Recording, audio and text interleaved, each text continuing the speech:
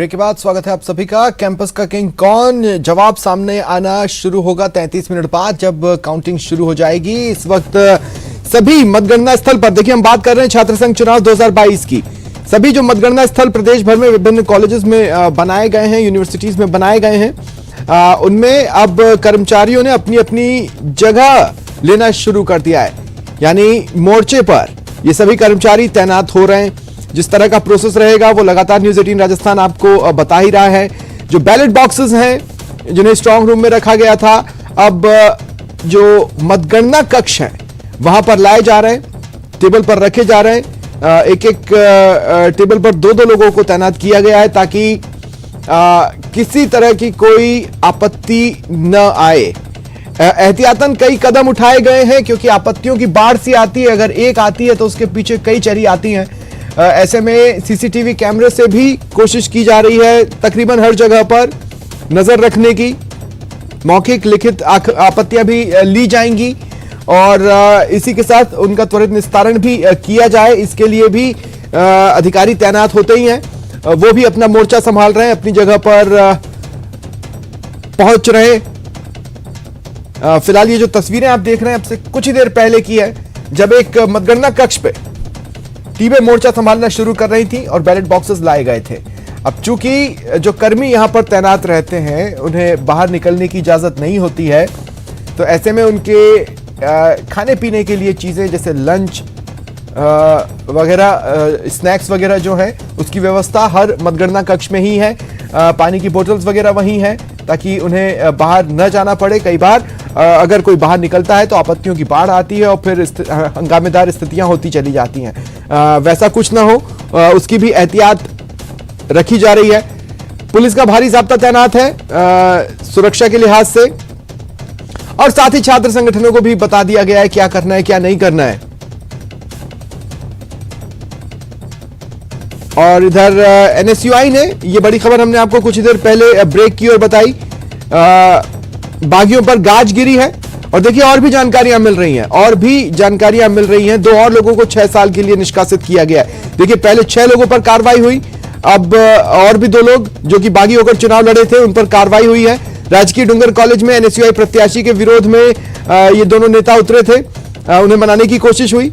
जिलाध्यक्ष सुंदर बेरड़ और छात्र नेता अशोक, इन दोनों को ही संगठन ने 6 साल के लिए निष्कासित कर दिया है। जयपुर संगठन की जो बैठक थी उसमें जयपुर को लेकर फैसला हुआ। अन्य जगहों से भी एनएसयूआई बागियों पर कार्रवाई कर रही है। विक्रम हमारे साथ फोन लाइन पर मौजूद है। विक्रम, क्या जानकारी है? जी बिल्कुल, जो एनएसयूआई से जो जिला अध्यक्ष हैं सुंदर बेरड़, इन्होंने खुलकर जो है वो डूंगर कॉलेज के प्रत्याशी का विरोध किया था और उन्होंने जो है जो शीर्ष नेतृत्व है उस पर भी सवाल खड़े किए थे कि जो जिस तरह के जो हरिराम गोदारा को यहाँ टिकट दिया गया है, वो छात्र जो है वो कभी कॉलेज में भी नहीं आया और उसे दिया गया, और संगठन में जो लोग जुड़कर काम कर रहे थे उन लोगों को दरकिनार किया गया था। और उन्होंने ये आरोप लगाते हुए एसएफआई का जो प्रत्याशी है जो डूंगर महाविद्यालय का, उसका सपोर्ट किया था। और उसके साथ जो अशोक बुढ़िया जो पूर्व अध्यक्ष जो एनएसयूआई से अध्यक्ष का पद के लिए चुनाव भी लड़ चुके हैं और छात्र नेता हैं, उनको भी जो है वो संगठन ने अब बाहर का रास्ता दिखा दिया है। दोनों ही लोगों को जो है विरोध करने पर 6 साल के लिए निष्कासित किया गया है। और ये जो राजस्थान के प्रभारी है उन्होंने ये ऑर्डर जारी किया है। और कहीं ना कहीं जिस तरीके की जो क्योंकि बीकानेर संभाग का सबसे बड़ा महाविद्यालय होने के कारण डूंगर कॉलेज जो है दोनों ही संगठनों के लिए महत्वपूर्ण रहता है। और ऐसे में जो एनएसयूआई के गुट ने जो खुलकर यहाँ पर उस प्रत्याशी का विरोध किया तो उसका नतीजा ये होना ही था। और ये संगठन भी केवल मात्र चुनाव तक रुकने के मूड में था। ये तय हो गया था पहले ही कि इन लोगों के खिलाफ कार्रवाई की जाएगी, लेकिन चुनाव में किसी भी तरह का व्यवधान ना हो इसलिए ये कार्रवाई जो है वो देर रात को की गई है। जी सपने, क्या इन दोनों को कल तक भी मनाने की कोशिशें हुई थी? क्या रेस्पॉन्स दे रहे थे ये दोनों? देखिए इन लोगों को मनाने की पूरी जो है कोशिशें की गई थी, और क्योंकि इन्होंने चुनाव से एक दिन पहले ही खुलकर जो है वो अपनी ये घोषणा कर दी थी कि हम लोग जो है इस प्रत्याशी का समर्थन नहीं करेंगे।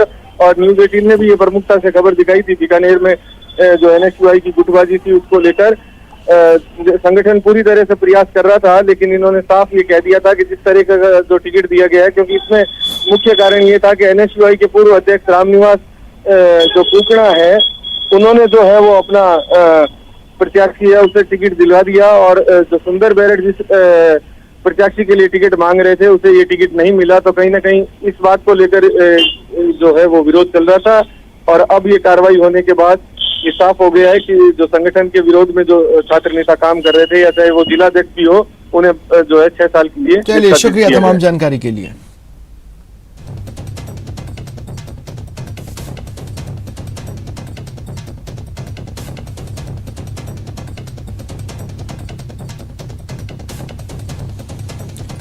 देखिए, एनएसयूआई अब जो बागी होकर चुनावों में जिन लोगों ने ताल ठोकी उन लोगों पर कार्रवाई कर रही है। बीकानेर में भी ये कार्रवाई सामने आई, इससे पहले जयपुर में ये कार्रवाई सामने आई थी जहां 6 लोगों को 6 साल के लिए निष्कासित किया गया। अब बीकानेर में भी ऐसा ही निर्णय लिया है, 2 लोगों को 6 साल के लिए निष्कासित किया गया है। काउंटिंग से ठीक पहले ये कार्रवाई की खबर सामने आ रही है। और चलिए, इस वक्त मेरे सहयोगी भीलवाड़ा से राहुल कौशिक लाइव जुड़ रहे हैं। राहुल, क्या तस्वीरें दिखा पाएंगे आप?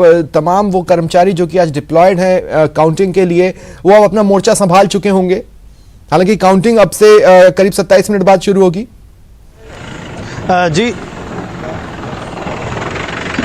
जी, जो प्रोफेसर हैं, जो अधिकारी हैं, जो काउंटिंग करेंगे, वो अंदर अपना मोर्चा संभाल चुके हैं। मतपेटी अंदर पहुंच चुकी है। जो प्रत्याशी और जो प्रत्याशियों के प्रतिनिधि हैं वो भी अंदर पहुंच चुके हैं। मैं आपको दिखाना चाहूंगा कि सुरक्षा के इंतजाम किस प्रकार से किए गए। यहाँ पे ब्रजवान खड़ा हुआ है, पुलिस का जाब्ता बिल्कुल एक्टिव है। अंदर बाहर पुलिस की लगातार पुलिसिंग कर रही है। ये जो आप मार्ग देख रहे हैं, आने वाले 10 से 15 मिनट के अंदर इस मार्ग को पूरी तरह बंद कर दिया जाएगा। मैं मेरे सहयोगी से कहूंगा कि आपको दिखाए कि सामने का जो सरस्वती चौराहा है, वहां पर बैरिकेडिंग पुलिस द्वारा की गई है, ताकि किसी भी प्रकार से कोई घटनाक्रम ऐसा ना हो सके जिससे अनुशासनहीनता फैले या लॉ एंड ऑर्डर पे कोई इफेक्ट पड़े।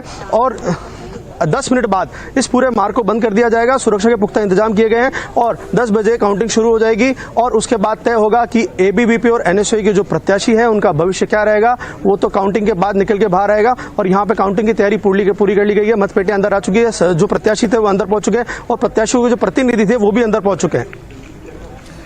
भीलवाड़ा में छात्र संघ चुनावों के जो नतीजे रहेंगे, उस मैंडेट के मायने क्या होंगे, उसका एनालिसिस क्या इशारा करेगा?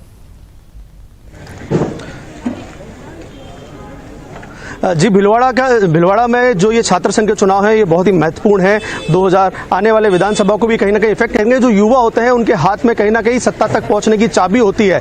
वो यहीं से डिसाइड होगा कि युवा किस तरफ जा रहे हैं। और जहां मैं खड़ा हूं, ये एमएलबी कॉलेज, जिसने बड़े बड़े छात्र नेता दिए हैं, चाहे राष्ट्रीय सचिव धीरज गुजर हो जो यहाँ से निकले हैं, जो वर्तमान में जिलाध्यक्ष है भाजपा के लादुल्ला तली, वो भी यहाँ से छात्र राजनीति करते हुए आगे बढ़े हैं। तो ये मैंडेट जिस तरफ जाएगा, चाहे एनएसयूआई जीते चाहे एबीपी जीते, कहीं ना कहीं वो एक प्लस पॉइंट में रहेंगे आने वाले विधानसभा चुनाव में। और आने वाले चुनाव में एक इफेक्ट जाएगा, एक मैसेज जाएगा युवाओं द्वारा कि उनका रुख किस तरफ है। ठीक है। वैसे तो भीलवाड़ा में कई ऐसे छात्र नेता हैं जो किसी न किसी बैकअप की वजह से भी जाने जाते हैं। ऐसे में कई मंत्रियों की और कई दिग्गज चेहरों की भी साख दांव पर साथ ही साथ लगी रहती है। इस लिहाज से क्या कुछ है भीलवाड़ा में? जी, देखा जाए तो भीलवाड़ा से एक कैबिनेट मिनिस्टर आते हैं और एक राज्य मंत्री आते हैं। राज्य मंत्री धीरज गुजर है, जो खुद एक छात्र नेता बनते हुए आगे बढ़े हैं, और कैबिनेट मिनिस्टर रामलाल जाट है। कहीं ना कहीं सरकार में होते हुए, सत्ता में होते हुए, अगर एनएसयूआई को विफलता हासिल होती है तो कहीं ना कहीं एक बैकड्रॉप होगा। और एबीवीपी अगर बाजी मार लेती है तो एबीवीपी के लिए बहुत बड़ी ये जीत हासिल होगी कि सत्ता में जब कांग्रेस है, जो यहाँ से 2 मंत्री हैं, उसके बावजूद एबीवीपी ने मेहनत करते हुए जिस प्रकार से उन्होंने प्रचार प्रसार किया, उस से अगर जीत हासिल की तो उनके लिए एक बहुत बड़ा प्लस पॉइंट होगा। ठीक है। चलिए, जैसा कि आपने बताया, काउंटिंग के लिए तमाम टीमें अंदर मौजूद हैं और सारी व्यवस्थाएं कर ली गई हैं। क्या ऐसी चीजों को यहां पर नवाचार के तौर पर शामिल किया गया है जो इस बात को एंश्योर करेंगे कि अगर आपत्तियां उठती है या हंगामे की स्थिति बनती है तो उसको सॉल्व कर सके?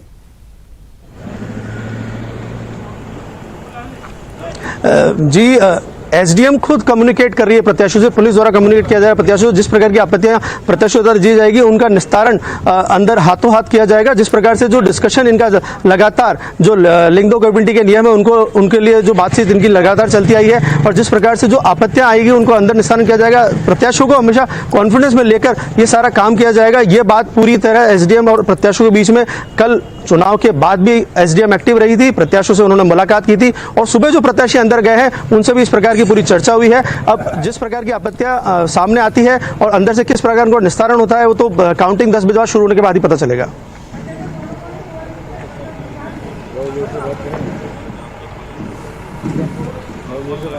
ठीक है, आप मेरे साथ रहें राहुल। मैं एक बार फिर अपने दर्शकों को याद दिला दूं कि 10 बजे से काउंटिंग शुरू हो जाएगी। 22 मिनट का वक्त बचा है, जिसके बाद पहला बैलेट पेपर बैलेट बॉक्स से निकाला जाएगा और जो टीमें तैनात की गई हैं काउंटिंग के लिए, जो कर्मी तैनात किए गए काउंटिंग के लिए, वो देखेंगे कि ये किसके खाते में गया है। हर टेबल पर दो लोगों को तैनात किया गया है ताकि हर वोट को क्रॉस चेक किया जा सके और उसके बाद ही वो जिस प्रत्याशी को मिला है उसके खाते में उस नंबर को ऐड किया जाए। सीसीटीवी से भी निगरानी रखी जा रही है ताकि आपत्ति उठने के हालात अगर सामने आते हैं या आपत्तियां सामने आती हैं तो उस आपत्ति को भी क्रॉस चेक कर तुरंत ही उसका निस्तारण हो सके। और इस बीच एनएसयूआई सुर्खियां बटोर रही है अपने बागियों पर कार्रवाई को लेकर।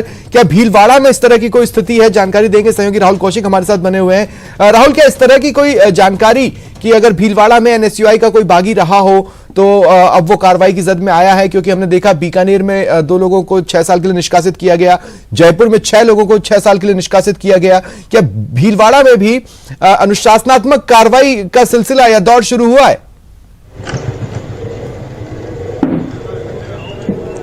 जिस प्रकार से देखा जाए जो चुनावी माहौल पिछले कई सालों से जो भीलवाड़ा में रहा है एक बहुत ही उत्साहपूर्वक रहा है, पर इस बार देखा जाए तो इतना उत्साह नहीं रहा। और उसी प्रकार से एनएसयूआई के जो प्रत्याशी थे, एनएसयूआई से उनको टिकट मिला, किसी ने कोई भी बागी एनएसयूआई से बाहर निकल के नहीं आया, ना ही एबीवीपी से कोई बागी बाहर निकल गया। और जो बागी कहीं तक बागी की राह पे चलना भी शुरू हो चुके थे उनको भी दोनों संगठनों ने मना के अपने साथ ले लिया और उनको संगठन के प्रति जो उनकी जिम्मेदारियां थी उनको याद दिलाते हुए संगठन के प्रति काम करने के लिए आगे बढ़ाया उन्होंने।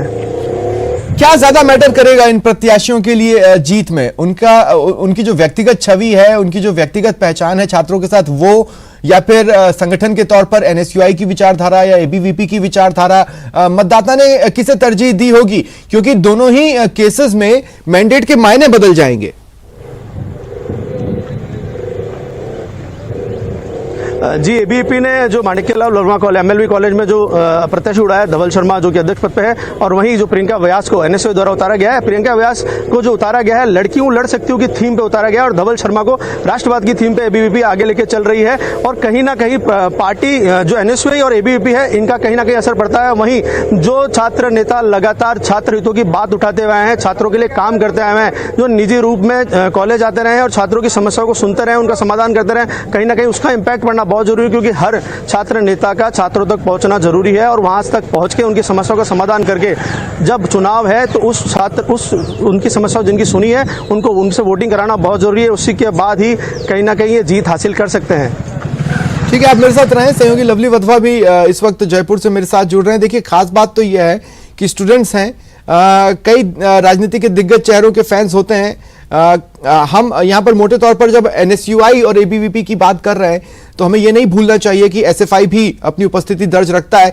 लेकिन जो साइलेंट पार्टीज रही है जैसे आरएलपी, और अब तो आप देखेंगे एएपी के भी समर्थक अब कई कॉलेजेस में नजर आने लगे हैं, उन्होंने अंदर ही अंदर किसका समर्थन किया है, उन्होंने किसके लिए प्रचार किया है, वो भी एक इंटरेस्टिंग सिनेरियो यहां पर बनाएगा। तो देखिए, अगर एक एक हलचल पर बारीकी से हम निगाह रखेंगे तो हमें यह भी समझ में आएगा कि एएपी और आरएलपी अब भविष्य की किस तरह की रणनीतियां बना रही हैं, वो किस दिशा में जाना चाहती हैं और क्या उनका फैन बेस यहां पर बन रहा है। क्योंकि आरएलपी का तो बन रहा है, ये हमने बीते दिनों में देखा था। क्योंकि ये सवाल इसलिए भी मौजूद है क्योंकि राजस्थान में तीसरे दल ने कभी भी कोई प्रभुत्व कायम नहीं किया। अब वो प्रयास हो रहे हैं और उसकी एक झलक यहां पर ये साइलेंट इन्वॉल्वमेंट के तौर पर हमें देखने को मिली। सहयोगी लवली इस बात को और ज्यादा स्पष्ट कर पाएंगे। जी लवली, आपने सुना होगा मैंने क्या कहा। बिल्कुल आपने सही कहा। आरएलपी नहीं, आरएलपी के बजाय हरियाणा से आने वाली जो जनता पार्टी है, जिसका पूरा जिसे जेजेपी कहा जाता है, जनता जननायक पार्टी, उन्होंने भी अपने उम्मीदवार यहाँ पर उतारे हैं। एसएफआई ने भी अपनी एंट्री की है। एसएफआई का जो ये कह सकते हैं, एसएफआई का जहाँ वर्चस्व जिन इलाकों में रहता है वो शेखावटी के आसपास और पंजाब बॉर्डर के आसपास के लगे हुए इलाकों के अंदर एसएफआई का काफ़ी वर्चस्व रहता है। राजस्थान यूनिवर्सिटीज़ के अंदर भी एसएफआई जो है वो कई मसलों को लेकर के, खास तौर पर फीस बढ़ोतरी के मसले को लेकर के ना एबीवीपी बोलती है ना एनएसयूआई बोलती है।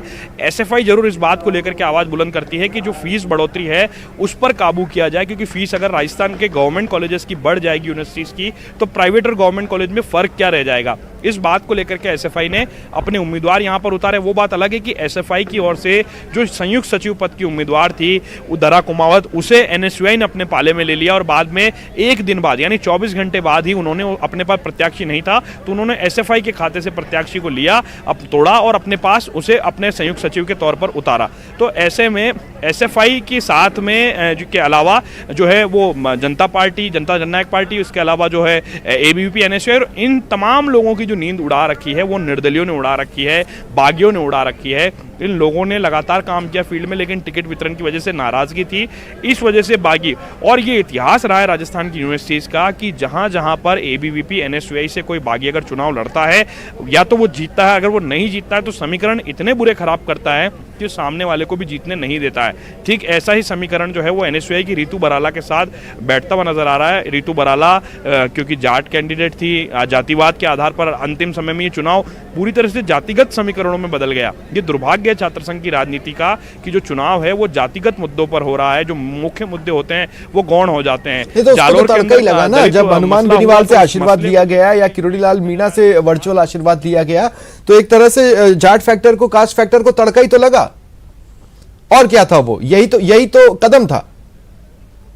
बिल्कुल आपने सही कहा, ये तड़का लगा। बिल्कुल आपने सही कहा, इस फैक्टर को तड़का जरूर लगा, लेकिन ये आने वाले समय के लिए, भविष्य के इतिहास के लिए जातिगत राजनीति शुभ संकेत नहीं है। इस बात को लेकर के कई बार राजनीतिक पंडित कह भी चुके हैं कि अगर जातिगत आधार पर चुनाव होगा तो विकास की बात, डेवलपमेंट की बात कौन करेगा। और जब छात्र संघ, जिसे राजनीति की पहली सीढ़ी कहा जाता है, अगर वहीं पर जातिगत समीकरणों को साधना शुरू कर दिया जाएगा, जैसा कि हो भी रहा है राजस्थान यूनिवर्सिटी में, तो कमोबेश वोटिंग जो है अंतिम समय में वो जातिगत समीकरणों पर तब्दील होती भी नजर आई। अब जो चर्चाएं हो रही है अंदर खाने में वो इसी बात की हो रही है कि जातिगत समीकरणों को साधा गया, नेताओं ने कमान संभाली, जाति के जो ठेकेदार हैं उन्होंने कमान संभाली और उन्होंने मिलकर के अपनी जातियों के साथ में, अब देखिए करणी सेना जो है, राजपूत करणी सेना जो है, उसने आकर के समर्थन किया निहारिका जोरवाल का, खुलकर के। लेकिन लवली देखिए प्रॉब्लम क्या है कि हम पहली सीढ़ी को हम गलत ठहरा रहे हैं, लेकिन पहली सीढ़ी एक्चुअली पहली सीढ़ी चढ़ने के बाद दूसरी, तीसरी, चौथी सीढ़ी पर ही तो कदम रखेगी, और जब वहां पर यही सब चल रहा है तो वो पहली सीढ़ी पर ये क्यों नहीं करेगी।